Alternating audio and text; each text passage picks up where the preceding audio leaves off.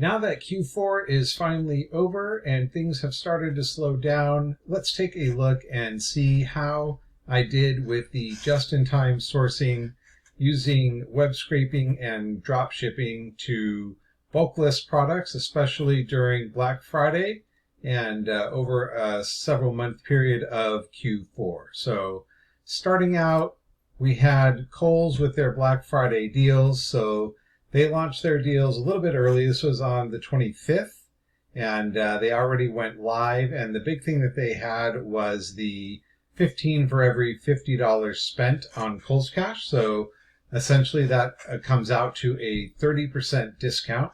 So when this sale went live, I went ahead and did a large scrape. So this was Kohl's, and all the data that you can see here is all the information that I needed. And there was a total of about, I think after I filtered this, it was about 60,000 products or so that ended up getting uploaded. So the principle being that I know all of these items are in stock. I know that I could go and purchase them quickly from Kohl's and fulfill the orders. So I set my price here using with my cost. I would set my price and the price with shipping, and I would use a calculation to put in ROI based off of the price. So you can see I started at the lower end with 75% ROI. And then as I went up higher in cost, that ROI will go down to 60%. And then eventually for items over $20 in cost, I was staying at 60%. Eventually I went down to 50% for anything over $30 or $40 in total cost for me. And down from there all the way down to a floor in this sale of 30% for high dollar items, where I'm still making almost $20 a sale. So I uploaded all of this information into, in this case, Walmart. And over that period of time, you can see this is my sales summary. This is, excuse me, from October 1st through December 31st. So this is all of Q4. I took in 1,485 orders in those 90 days. And that came out to a gross market value of nearly $66,000 in sales, which I know on Amazon you tend to do a lot higher amount. But again, because I was putting in a generally high ROI, at least 40, 50, sometimes higher, 60% ROI, it comes out to pretty good profit. You can see that Q4 was pretty steady. The amount of orders per day that I was getting is pretty good. But as soon as that Kohl's sale hit, then it kind of skyrocketed. I was doing 68, 70, 61 orders, 64 orders in just a 4-day period, over 250 orders in those 4 days. And then you can see it still picked up. And then when there was another sale at the beginning of December, again, and a lot of orders. So taking a look at what those orders look like. So here you can see the different orders that are coming in. A lot of people will order more than one item. So this one order had actually 3 pairs of pants. The order total being $98 is roughly about 50% ROI, and then 50% of that is profit.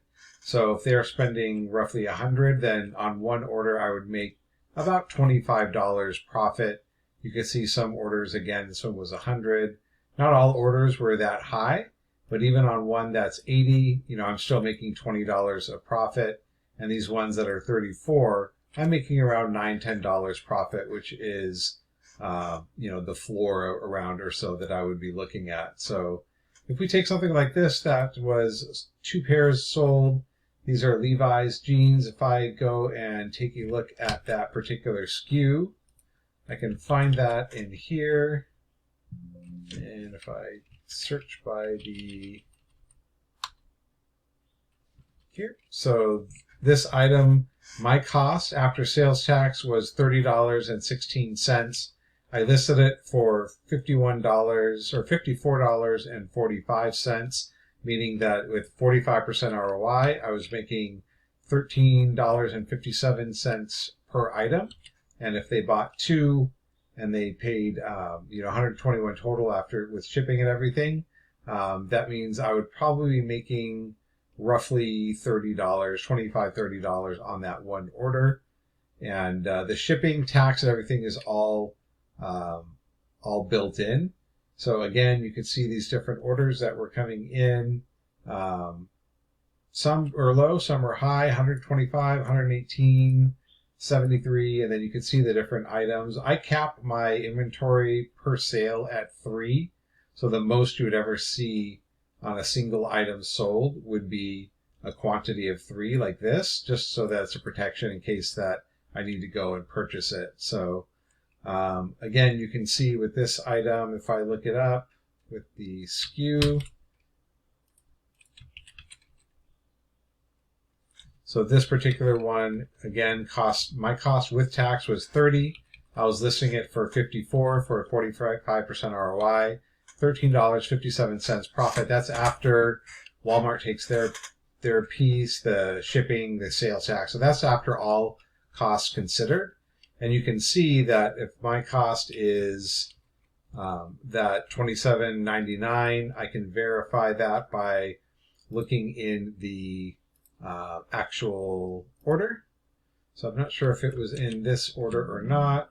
Doesn't look like it, but you can see when I was placing these orders, they have the sale price plus you're taking 30% off that. So you had some really good items that were normally, Levi jeans can tend to be $69 or more, $80, $79, regular $69.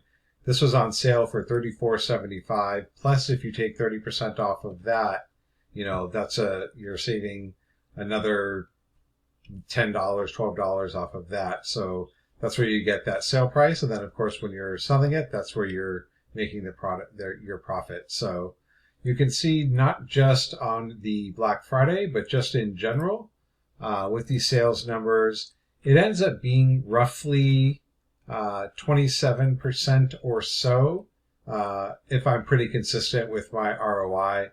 So if I were to do a quick calculator and I did say 66,000 in sales and I multiply that by 0.27, so in 90 days I made almost 18,000 of actual profit, which really isn't too bad considering all of the the effort and things like that. It's a pretty good amount. Now, it won't always be that high, that much sales, but in Q4, that's a pretty good amount. And again, that equated to 1,485 orders. So if I divided that by, say, 1485, it's roughly $12 profit per order, which is what I'm shooting for. I think that's a pretty decent amount for what I'm doing. It's also worth mentioning that you can use cashback sites. So I use Mavely. It's very similar to Top Cashback and Rakuten.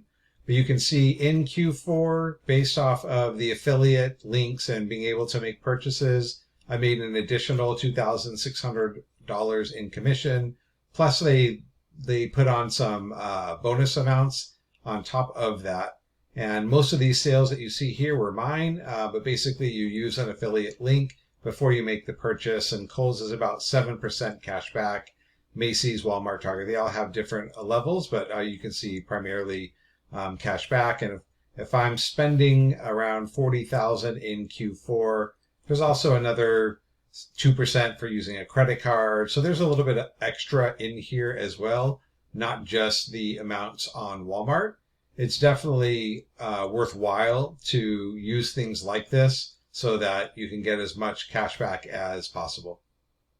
And then note that with the just-in-time, what that means is when I'm getting these orders, I haven't purchased these yet, but that I would go and once the orders have come in, I would then go to Kohl's and place that order and have that shipped.